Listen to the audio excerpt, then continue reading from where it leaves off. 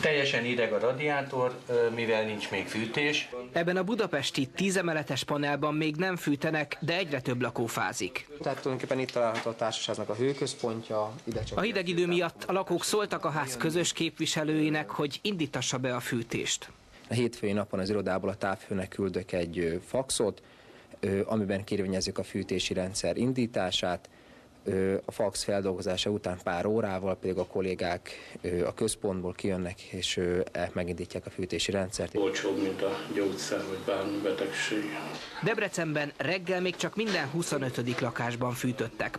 Azóta viszont folyamatosan kérik a társasházak a távfűtés beindítását. Az ügyeletben lévő szerelőink folyamatosan kapcsolják be. Én arra számítok, hogy a holnap reggeli adat az meg fogja közelíteni a 20%-ot is. Miskolcon még egy távfűtéses lakásban sincs fűtés, de ha marad a hideg, a hőszolgáltató hétfőn beindítja a rendszert. Az évelei gázkrízis óta a hagyományos fűtési módokról egyre többen térnek át fatüzelésre.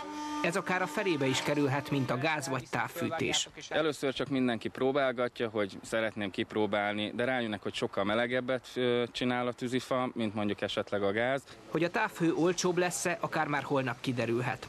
A Fidesz a házszabálytól eltérően már holnap szavazni akar a parlamentben arról, hogy januártól 5%-os legyen a távhő áfája. Ez jelenleg 18%.